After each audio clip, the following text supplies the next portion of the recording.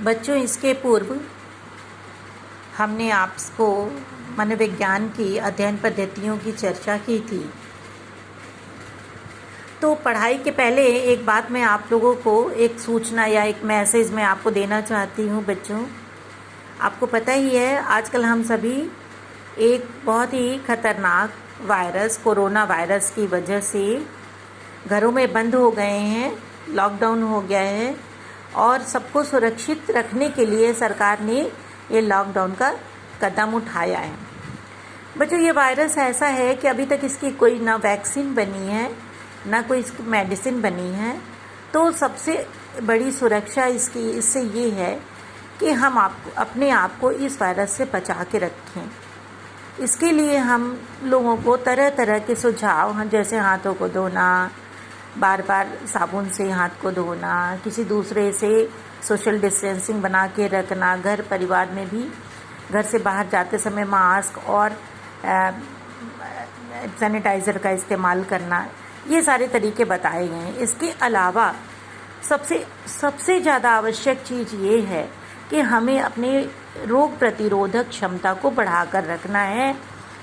ये रोग प्रतिरोधक क्षमता, ये हम अपने शरीर की इम्यूनिटी को किस तरह से करें, क्या करें कि इम्यूनिटी हमारी मजबूत रहे और कोई भी वायरस या कोई भी कीटाणु हमें नुकसान ना पहुंचा सके। इसके लिए उत्तर प्रदेश योगी सरकार ने हमारे लिए एक आयुष्मान कवच ऐप को उन्होंने डाउनलोड करने के लिए कहा है, जिसमें हमें अपने इम्यूनिटी को मजबूत करने के लिए सारे उपाय बताए गए हैं।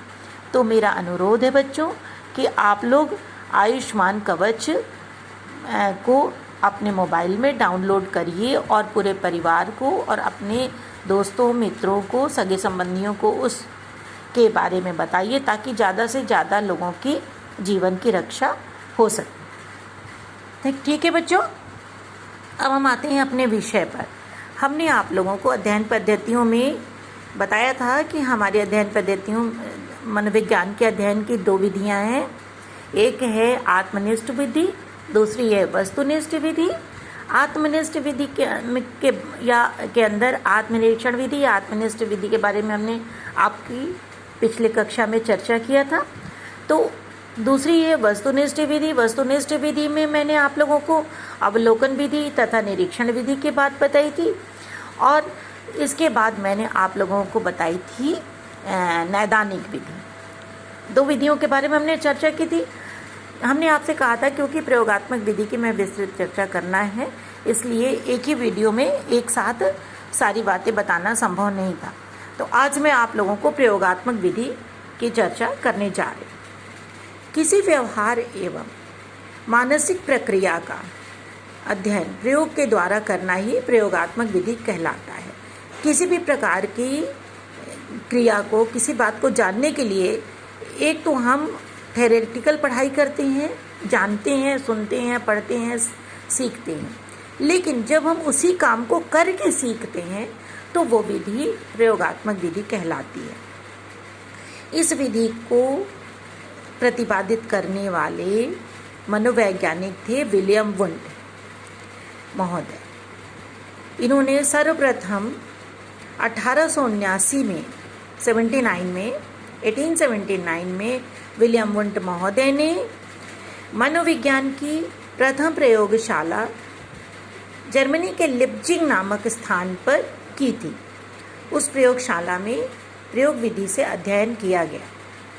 इस प्रयोग विधि में पहले प्रयोगकर्ता प्रयोगशाला में अपने अनुसार परिस्थितियों तथा वातावरण को निर्धारित करता है कि हमको कैसी परिस्थिति चाहिए, हमें क्या रिजल्ट चाहिए, हमें क्या जानना है। ये सारी बातें पहले से ही तय कर ली जाती हैं। उसके बाद किसी व्यक्ति के व्यवहार का निरीक्षण किया जाता है।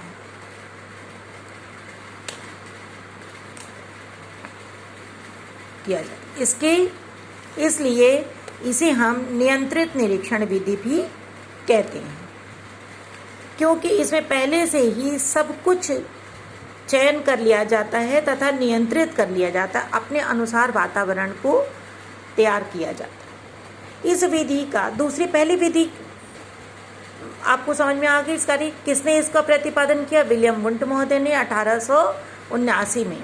कहाँ किया था? लिप्जिंग, प्रयोगशाला लिप्जिंग में किया था, जो जर्मनी में स्थित है। दूसरी मुख्य बात है कि इस पद्धति में प्रयोगकर्ता को प्रयोगशाला में अपने के अनुसार परिस्थितियों को तथा वातावरण को निर्धारित कर लिया जाता है, यानी कि परिस्थितियों को नियंत्रित कर लिया जाता है। बाद में किसी भी व्यक्ति के व्यवहार का निरीक्षण किया जाता है। चूँकि परिस्थितियाँ नियंत्रित होती हैं, इसलिए इसको नियंत्रित निरीक्षण विधि भी कहते हैं। तीसरी पॉइंट है, इस विधि का प्रमुख उद्देश्य है चरों या घटनाओं के मध्य संबंधों का पता लगाना।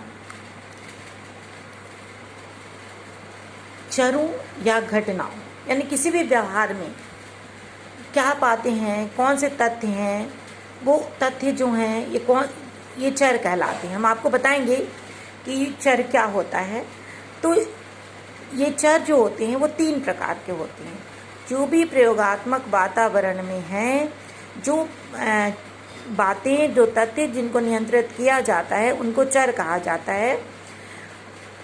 ये चर 3 प्रकार के होते हैं। पहला है स्वतंत्र चर, दूसरा है आश्रित चर और तीसरा है नियंत्रित या मध्यवर्ती चर। तो ये चर 3 प्रकार के होते हैं बच्चों। अब चरों की जब चर्चा करते हैं तो स्वतंत्र चर की बात करते हैं, तो जैसा कि नाम से ही आपको लग रहा है कि ये जो स्वतंत्र चर है वो स्वतंत्र ही होता है, वो किसी पर भी निर्भर नहीं होता, किसी दूसरे चर पर निर्भर नहीं होता है। दूसरा है आश्रित चर, जैसा कि इसको देख कर ही लग रहा है कि जो स्वतंत्र चर के जोड़ तोड़ का प्रभाव पड़ता है, इसके ऊपर दूसरे चरों का प्रभाव पड़ता है। दूसरे चर यानी कि स्वतंत्र चर, है ना। और तीसरा है मध्यवर्ती चर या नियंत्रित चर, जो स्वतंत्र चर और आश्रित चर से प्रभावित होते हैं। दोनों के बीच में ही होता है। यह स्वतंत्र चर और आश्रित चर जो है, इन दोनों के बीच में होता है नियंत्रित चर, जो नियंत्रित होता है। अब आगे हम आते हैं, इसी को समझने के लिए, तीनों चरों को समझने के लिए बच्चों, हम आपको एक एग्जाम्पल देते हैं। मान लीजिए कोई बच्चों को सीखने के लिए कहता है। उसने बच्चों का समूह लिया, कुछ बच्चों का ग्रुप बनाया और उसने एक पाठ दे दिया कि आप बच्चों पढ़िए। अच्छा, कुछ बच्चों से कहा कि हम आपको इतनी देर बाद आपसे सुनेंगे, देखिए कौन पहले सुना देता है। तो जिन बच्चों ने जितनी जल्दी पाठ याद करके सुनाया, उसने उससे कहा कि आपने तो बहुत अच्छा काम किया, अच्छा ठीक है, ये पाठ जो जल्दी सुनाएगा उसको हम पुरस्कार दिया जाएगा। तो जो बच्चे जल्दी पाठ सुनाए या जल्दी ज़्यादा ठीक से याद किया, उनको पुरस्कार दिया गया, और जो नहीं सुनाया उनको पुरस्कार नहीं मिला। तो इस तरह से आप इस बात को ध्यान दीजिए कि जो पुरस्कार प्राप्त करने वाले बच्चे हैं, उन्होंने जल्दी जल्दी पाठ को याद कर लिया, यानी कि पुरस्कार क्या हो गया? पुरस्कार इस प्रयोग में एक स्वतंत्र चर है जिसका प्रभाव पड़ा, है ना। उस पुरस्कार पर किसी का प्रभाव नहीं पड़ा, बल्कि पुरस्कार ने प्रभाव डाला बच्चों के पढ़ने पर, शिक्षा पर। तो सीखने वाले पुरस्कार पर निर्भर हैं, जो सीखने वाले बच्चे थे वो पुरस्कार पर निर्भर थे। पुरस्कार स्वतंत्र चर हो गए। वे छात्र क्या हो गए? वे आश्रित चर हो गए। समझ में आया बच्चों? जिन बच्चों ने जल्दी से पाठ पढ़कर याद कर लिया, उनको पुरस्कार दिया गया, और पुरस्कार जिन बच्चों को दिया गया उन्होंने आगे भी जल्दी से याद कर लिया। तो जो पुरस्कार प्राप्त करने वाले बच्चे थे, उनमें पुरस्कार जो है वो स्वतंत्र चर है, और जो छात्र पुरस्कार पर आश्रित हैं, तो वो छात्र क्या हो गए? वो आश्रित चर हो गए।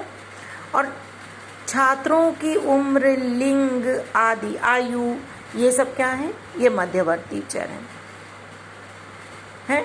तो क्योंकि अध्ययनकर्ता ने अध्ययन करता ने बच्चों की पहले से ही उम्र निर्धारित की थी कि इस प्रतियोगिता में 18 वर्ष से 20 वर्ष तक के बच्चे ही भाग ले सकेंगे। तो ये मध्यवर्ती चर हो गया ना। इसमें प्रतियोगिता में भाग लेने के लिए आपको 18-20 वर्ष का होना जरूरी है। तो बच्चों को कहा कि अगला पाठ ठीक से याद करोगे तो आपको पुरस्कार दिया जाएगा, इसलिए पुरस्कार आश्रित चर, इसलिए पुरस्कार स्वतंत्र चर है और पहले से नियंत्रित किए गए 18 से 20 वर्ष के लड़के ही भाग लेंगे। ये लड़कों की उनकी उम्र मध्यवर्ती चर है और जो छात्र पुरस्कार प्राप्त करने पर काम अच्छा करते हैं, जो आश्रित हैं पुरस्कार पर, वो आश्रित चर हैं। तो इस विधि के बच्चों कुछ गुण हैं और कुछ दोष हैं। यह सबसे पहली बात, अगर इनके लाभ की बात करते हैं तो सबसे पहले बात, बच्चों प्रयोग के द्वारा सीखना, तथ्यों के आधार पर सीखना सबसे अधिक वैज्ञानिक होता है, इसलिए यह पद्धति वैज्ञानिक पद्धति है।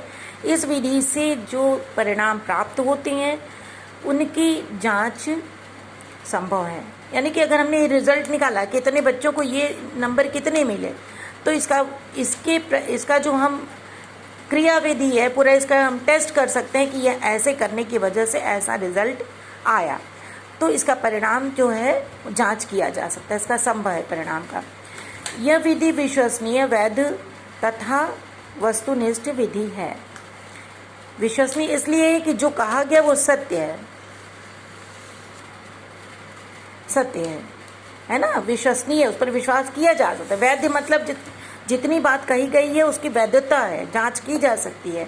और वस्तुनिष्ठ है का मतलब ये होता है कि अगर एक बार परीक्षण कर लिया गया और फिर से किसी दूसरे ने भी उस विषय पर परीक्षण किया तो परिणाम सेम आएगा, परिणाम में कोई बदलाव नहीं होगा, इसलिए उसको वस्तुनिष्ठ कहा जाता है। अब है बच्चों प्रयोगात्मक विधि के दोष। सबसे पहला दोष है कि यह विधि अति खर्चीली विधि है, क्योंकि इसके लिए लेबोरेटरी चाहिए, प्रयोगशाला चाहिए, प्रयोगशाला के सारे सामान चाहिए, उनके उस परिस्थितियों में जो चीज़ें जहाँ व्यवस्थित करनी है उसके लिए धन की आवश्यकता होती है। तो प्रयोग विधि का पहला दोष ये है कि वो बहुत खर्चीला है।